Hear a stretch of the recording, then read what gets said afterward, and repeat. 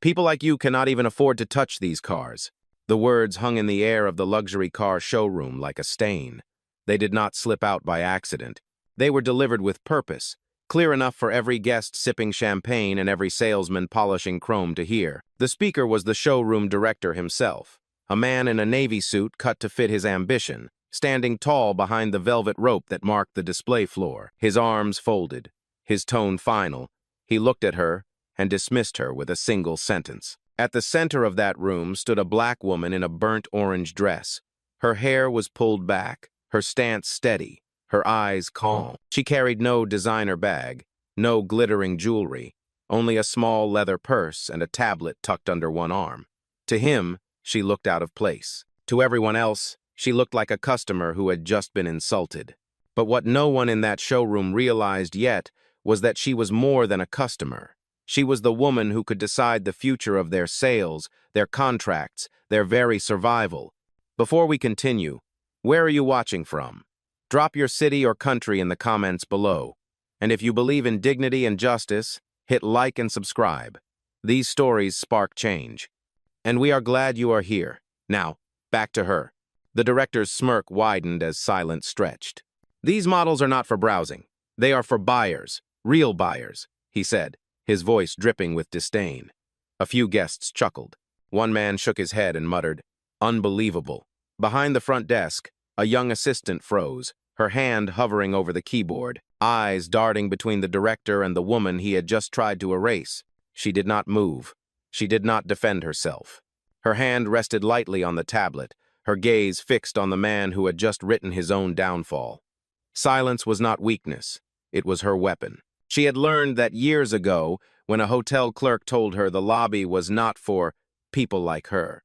She had learned it again when a banker treated her signature as a forgery. She had seen this script play out too many times, and she had rewritten the ending every single time. From the far corner, a teenager raised his phone. The red light blinked to life, recording every word.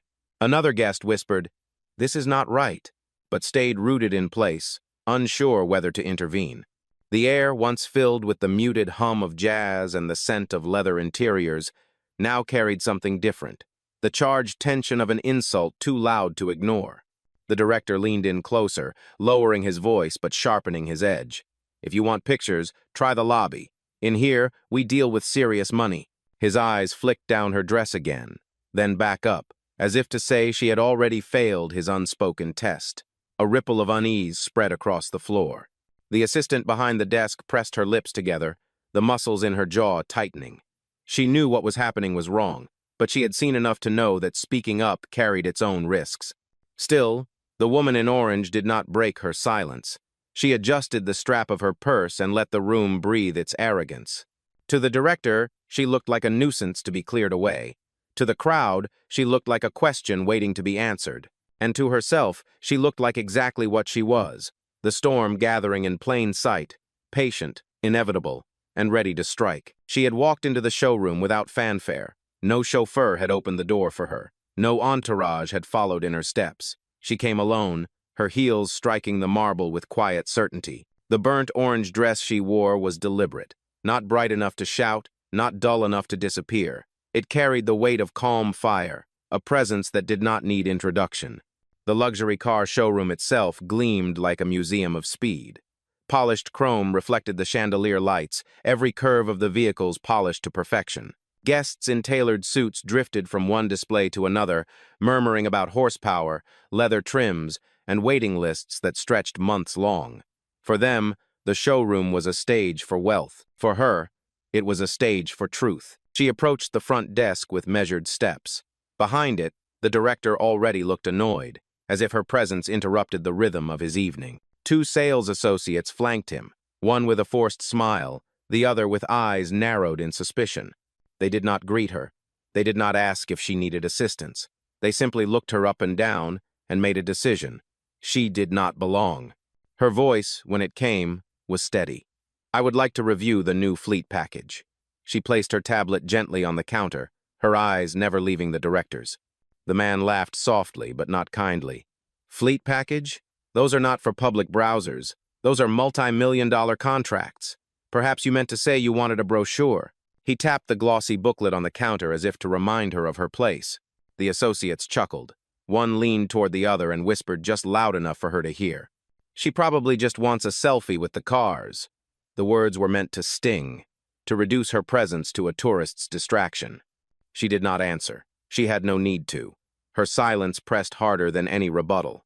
The young assistant at the corner desk glanced up again, uncertainty etched across her face. She had seen this pattern before, but never this openly, never this brazenly. The director folded his arms, puffing his chest as if the room's authority rested entirely on him. "I am going to be direct with you. These deals are not meant for people who walk in off the street. This is a luxury showroom. We deal with real corporations, not—" He let the word hang, unfinished, but his eyes made clear what he meant. Around them, a couple browsing the latest sedan shifted uncomfortably. They had come to admire the craftsmanship, not to witness cruelty. One of them muttered under his breath, "This is not right," but the director did not hear. Or if he did, he ignored it. The woman in orange reached for her tablet, tapping the screen with slow precision. Numbers glowed faintly on the surface, contracts and figures hidden from the crowd but clear in her mind. She did not look hurried. She did not look wounded. She looked like someone who had already seen the ending of this script and was simply waiting for the rest of the room to catch up. Her silence unnerved the director. He expected begging, or protest, or anger. Instead, he found a wall of composure he could not dent. His smirk faltered, only for a moment, before he snapped at the associates. "Escort her to the exit. We do not waste time here." But the order hung in the air, unanswered, because already phones were rising. A young man near the back had his camera trained on the scene. A middle-aged woman in a navy coat whispered to her companion, "This feels wrong. I am recording this." The showroom was still shining, still immaculate, but the atmosphere had shifted. It was no longer just about cars, it was about dignity. And in that silent battle, the woman in orange was already winning. The director's order did not vanish into the marble. It landed on the ears of the two sales associates who shifted uneasily, caught between obedience and hesitation. One of them, a man in his 30s with slicked-back hair and a smirk that never quite reached his eyes, decided to play the role his boss demanded. He stepped forward with exaggerated confidence, his polished shoes clicking against the floor. "Ma'am," he said, his tone thick with false courtesy, "we need to keep this space clear for real customers. Please, take your things and step outside." His hand motioned toward the glass doors as if he were dismissing a nuisance rather than speaking to a guest. The second associate, a younger woman with sharp eyeliner and an even sharper smile, added with a chuckle, "She probably cannot even pronounce the names of these models." "Come on, sir. Let us not waste the showroom's time." Her words slipped out like venom masked as humor. The director folded his arms and nodded, enjoying the performance. "Exactly. We cannot let people like this disrupt the flow. Security," he called, his voice carrying across the polished hall. From a side door, a uniformed guard appeared. His steps were slow but heavy, the kind of gait that suggested this was not the first time he had been summoned for theater rather than necessity. Guests turned to watch. The hum of background jazz now seemed too soft, swallowed by the weight of what was happening. The woman in orange did not move. Her tablet rested calmly on the counter, her hand still touching its screen with deliberate patience. She lifted her gaze toward the approaching guard, her expression unchanged. No fear, no apology. Just the steady look of someone measuring the seconds until truth revealed itself. The guard hesitated.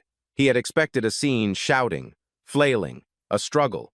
Instead, he saw a woman standing taller than the insult itself. His eyes flicked toward the director for confirmation. The director, irritated by even that hesitation, barked, "Remove her, now." The young assistant at the side desk finally stood. Her voice trembled at first, but conviction hardened each word. "Sir?" She asked about the fleet package. "That is not a random question. It is a corporate account inquiry." Her interruption cracked the director's composure like a stone against glass. He spun toward her, face flushed. "You stay out of this if you value your job." The words came like a whip, silencing her for the moment, but not erasing the truth she had just spoken. Across the showroom, a man in a gray blazer raised his phone higher. "I am streaming this," he announced to no one in particular, but the ripple it caused was unmistakable. Guests began whispering, eyes darting between the director and the woman he was trying to expel. Some shook their heads, some looked away. But more than a few stayed focused, sensing that something bigger than cars was unfolding. The associate with the slicked-back hair stepped closer, his smirk widening. "Do not make this harder than it needs to be. Just walk out quietly." His tone dripped with the confidence of someone who thought the outcome was guaranteed. But the woman in orange did not yield. She shifted her weight slightly, grounding herself as if the floor itself belonged to her. She looked at him, not with anger but with a kind of quiet pity. That silence pressed against him harder than any protest. For the first time, his smirk faltered. The director, desperate to reclaim control, slammed his hand against the counter. The sound echoed like a gavel. "This is a luxury showroom. We will not be scammed by people playing dress-up. Escort her out." His words rang through the space, loud enough for every guest to hear. Phones rose higher. The air thickened. The insult had escalated into spectacle. What began as a private dismissal had become a public judgment. And yet, through it all, the woman in orange stood unbroken, her silence speaking louder than every cruel word thrown her way. The guard's shadow stretched across the polished floor as he moved closer, yet the woman in orange remained steady, as if her feet were anchored to the stone beneath her. Every insult had been loud, every order sharp, but her silence was louder still. It wrapped itself around the room, forcing even those who had laughed a moment ago to fall quiet. She did not flinch when the guard reached the edge of the counter. She did not turn when the associate repeated his command to leave. Instead, she drew a slow breath and placed her hand flat on the tablet. The faint glow of its screen lit her palm, but she made no move to open it. Her restraint was not hesitation. It was control. The director misread that silence. He leaned across the counter, his voice dripping with mockery. "What is the matter? Nothing left to say?" "That is what I thought." His words landed like stones tossed into water, but the ripples they made did not reach her. She looked at him at last, her gaze calm, her tone even. "Are you certain you want to continue this?" The question was not raised in anger. It was laid down like a marker, a chance for him to step back before the inevitable. The director laughed, dismissive. "I am certain. This showroom is not for you. It never will be. Security. Finish it." The guard shifted uneasily. He was a professional, trained to handle disruptions, but this did not feel like one. He glanced at the guests, at the phones lifted high, and at the assistant still frozen at her desk. Something in the air warned him that this was not an ordinary removal. The woman in orange did not argue. She did not plead. She did not raise her voice. Instead, she allowed the silence to expand until it pressed against the walls of the showroom. That silence was not weakness. It was the pause before a verdict. Memories flickered through her mind, uninvited yet sharp. She was 20 years old, standing in a bank lobby, holding her first commission check. The teller had looked at her ID, then at her skin, and said, "We will need to verify this with a manager."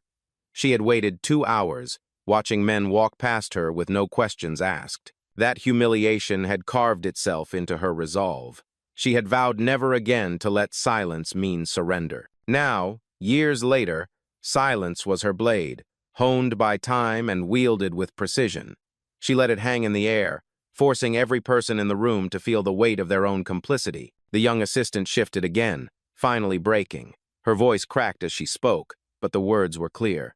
Her request was valid. She asked for the fleet package. "I saw the entry this morning." The room stiffened. The truth had slipped out, undeniable and dangerous. The director's head snapped toward her, his face flushed with anger. "One more word and you will regret it," he snarled. But the damage was already done. Guests whispered more openly now. The man in the gray blazer whispered into his phone, "They are pushing out a corporate buyer. This is not going to end well for them." Through it all, the woman in orange did not move. Her stillness was not defeat. It was power contained, waiting. She stood as though the floor itself answered to her, her silence echoing louder than any insult hurled her way. And with every second that passed, the balance of power in the room shifted, inch by inch, in her direction. The room was no longer only a showroom. It had become a stage, and every guest inside knew they were watching something larger than a dispute over cars. The director still clung to his authority, but it slipped with every second of silence from the woman in orange. Near the back, the teenager steadied his phone, whispering into the microphone, "This is happening right now. The director just told her she cannot afford to touch the cars." His live stream comments began to climb in number, messages rolling across the screen from people who had never stepped foot inside this showroom, but who were now witnesses all the same. A middle-aged woman in a navy coat angled her phone higher, capturing the guard's hesitation. "I cannot believe this," she murmured to her companion, who replied softly, "Keep recording. People need to see it." Their voices were low, but the conviction in them carried. The young assistant behind the desk gripped her chair, her knuckles white. She had spoken once and been silenced, but the truth burned in her chest. Her eyes darted to the woman in orange, who met her gaze briefly. In that wordless exchange was recognition of courage unspoken, of dignity that demanded to be defended. The director slammed his hand against the counter again, louder this time, trying to drown out the growing unease. "Enough," he barked. "Escort her out before this becomes a circus." His voice echoed, but his certainty cracked. He could feel the weight of the cameras, of the whispers, of the judgment he could not control. The woman in orange adjusted the strap of her bag, her movement deliberate, unhurried. Her eyes swept the room, landing not on the director but on the witnesses who now stood taller, phones raised like lanterns in a darkened hall. She did not speak, yet in that glance she invited them to stand with her. The guard took another step forward, but then froze as a guest in a gray blazer spoke loudly enough for all to hear. "You are about to put your hands on a corporate buyer. Think carefully." His words cut through the air, shifting the balance. Murmurs rippled across the room. A man in a tailored suit shook his head and said to no one in particular, "This is discrimination, plain and simple." Another guest whispered, "I will never buy from here again if this is how they treat people."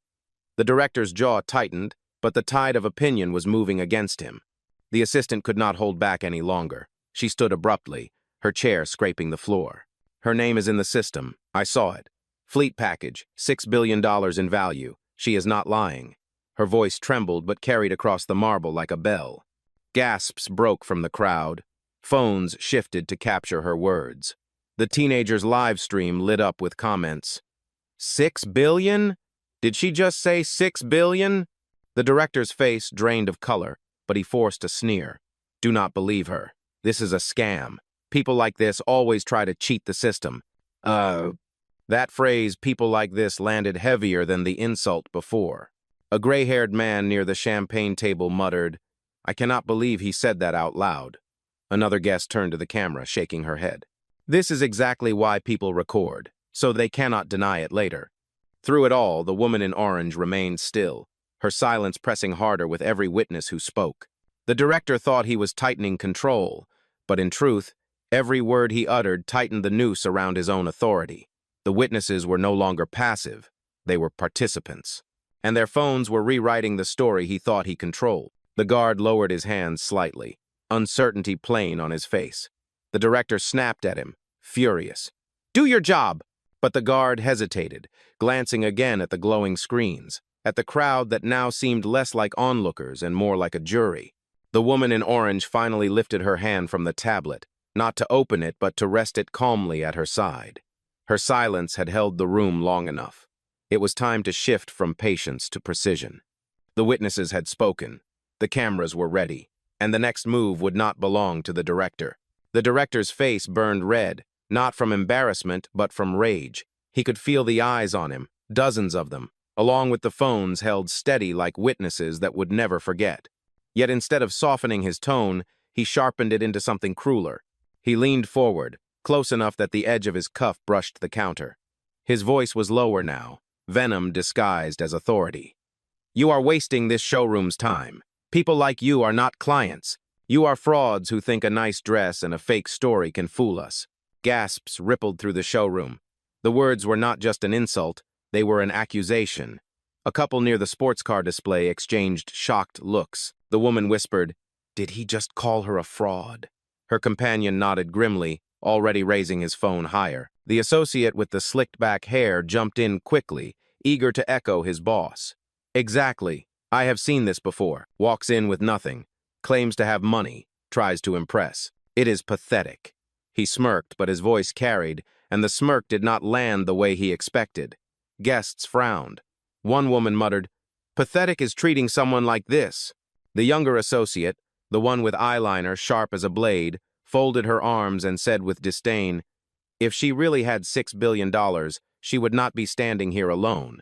She would have lawyers, assistants, contracts." Her laugh was brittle, forced, but it rang through the space like broken glass. The director straightened and spread his hands dramatically, as if addressing the entire room. "Look around. Does anyone here believe this nonsense? A corporate fleet contract? With her? I think not. This is a scam, and scams do not belong under these lights." Every word he threw was designed to erase her, to strip her dignity and paint her as an imposter. But the more he spoke, the more the tide shifted. Guests whispered openly now, voices overlapping. A man near the entrance said loudly, "That is theft and discrimination."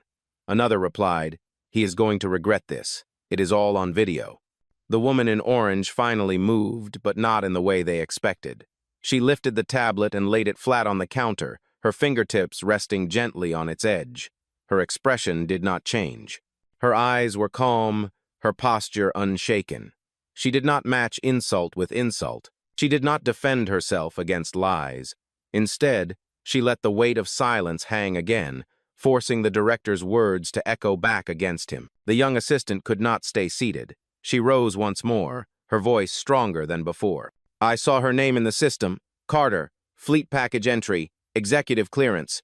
Her declaration rang out like a bell. Guests turned their cameras toward her. Some nodded. Others whispered, "She is telling the truth." The director snapped, his fury breaking through the last of his composure. "You are finished here," he shouted at the assistant. "You will be unemployed by the end of this day if you keep lying for her." The room reacted instantly. Several guests murmured in disapproval.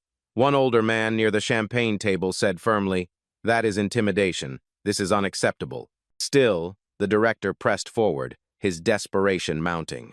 "You will not get a car. You will not get service. You will not even be allowed inside this showroom again. You are done. Get out." His finger jabbed the air toward the doors, his voice rising into a near shout.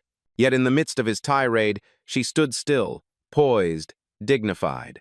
The burnt orange dress caught the chandelier's light, a quiet flame against the cold marble. Her silence spoke louder than any of his insults.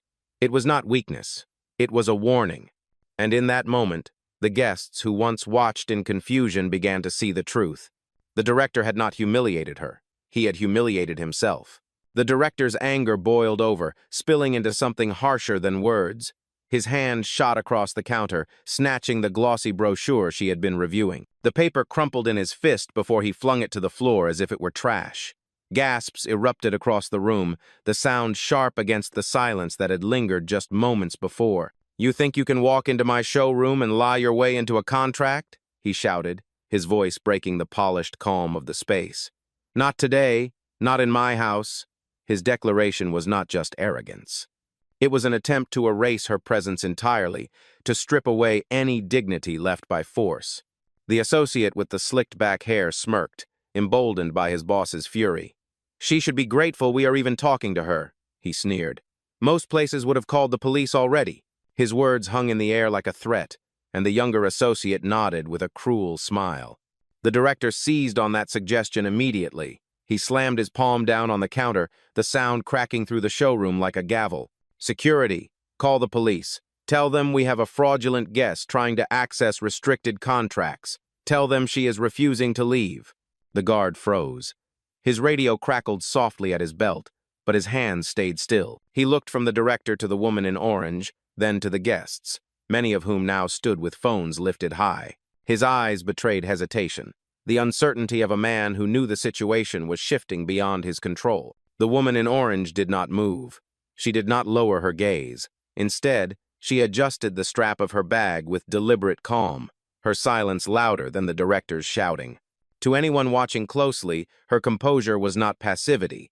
It was preparation. A woman near the front, her gray hair tied back in a neat bun, spoke loud enough for all to hear. "She has not done anything wrong. This is harassment." Her voice trembled with outrage, and her phone remained fixed on the scene. The director turned on her, his anger wild now. "Mind your business," he snapped, his authority bleeding into desperation. "This is not your concern." But it was too late. The showroom was no longer his stage alone.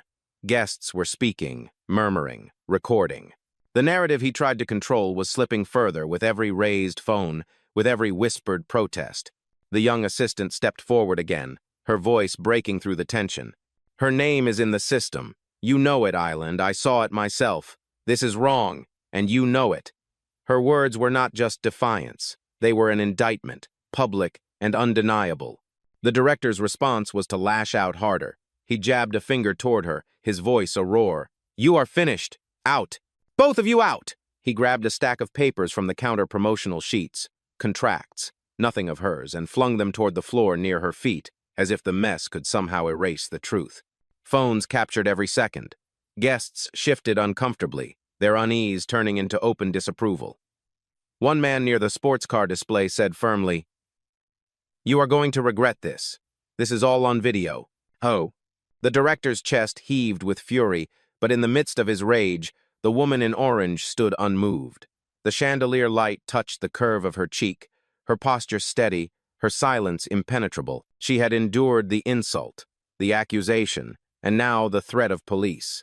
Yet she did not falter. What the director did not understand was that every cruel gesture, every shouted order, was building not his authority but his downfall. And as the witnesses grew bolder, as the cameras multiplied, his own power shrank beneath the weight of his arrogance. The storm he thought he controlled was about to turn, and when it did, it would not be hers to weather. It would be his. The air inside the showroom felt heavier, charged with a tension that pressed down on every guest. The director's shouting still echoed against the marble walls, but it no longer carried authority. It carried desperation. The scattered brochures on the floor were not just paper. They were the evidence of his loss of control. The woman in orange finally moved. With deliberate calm, she lifted her tablet from the counter and tapped the screen. The glow lit her face, and for the first time she spoke more than a single question. Her voice was low but steady, clear enough for every person in the showroom to hear. Activate Fleet 6 protocol. The words were not shouted, but they struck like thunder. A moment later, the tablet responded with a faint chime, followed by the clipped voice of a woman on the other end. Fleet 6 confirmed.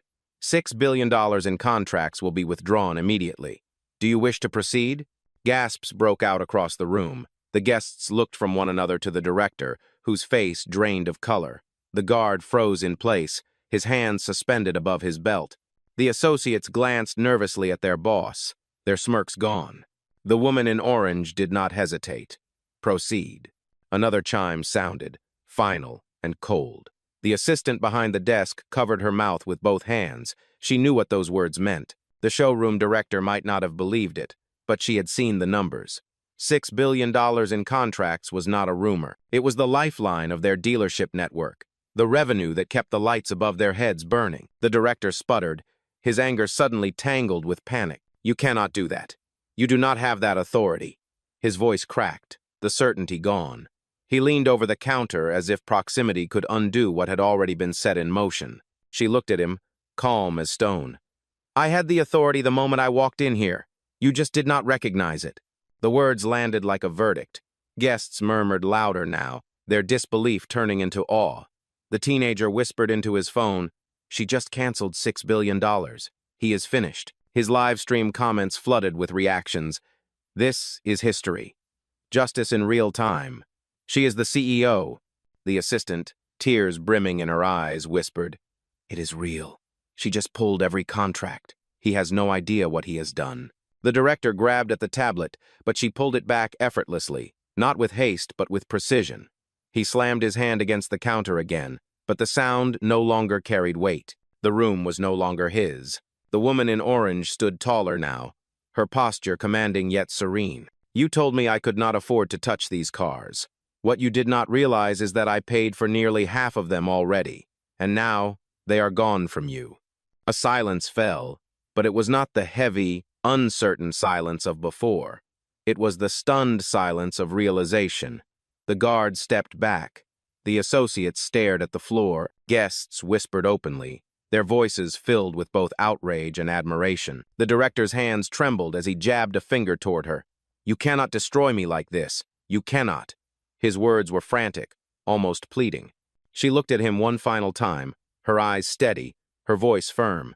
Dignity is not for sale. but arrogance can cost everything. And with that, the countdown to his downfall had begun. The director's face was pale, his bravado stripped bare by numbers too large to deny. He searched the room for support, but the associates looked down. The guard stepped back, and the guests held their phones higher, recording every tremor in his voice. The woman in orange closed the tablet with a soft click and placed it back into her bag. She lifted her chin slightly, her presence commanding without a single raised word. "I am not here to browse," she said calmly. "I am not here to play dress-up. I am the Chief Executive Officer of Carter Global Logistics. My company operates the largest corporate fleet in the United States. For the last 5 years, your showroom has supplied nearly half of our vehicles." The declaration struck the room like a lightning bolt. Murmurs exploded into gasps, into disbelief that quickly transformed into certainty. The assistant nodded vigorously, whispering, "I knew it." The teenager shouted into his phone, "She is the CEO. She owns the contracts. It is real." The director staggered back a step, his mouth open but no words formed. The arrogance that had once filled his frame drained out of him, leaving only fear. He looked at her not as a nuisance, but as the executioner of his empire. She took one step closer, her heels firm against the marble. "You thought my silence meant weakness. It never did. It meant patience. And today, patience has ended." Phones captured her every word. Guests watched with wide eyes, some smiling, some shaking their heads in awe. The truth was no longer hidden. It was standing before them in a burnt orange dress, steady as stone, undeniable as fact. The director had wanted to erase her. Instead, she had erased him.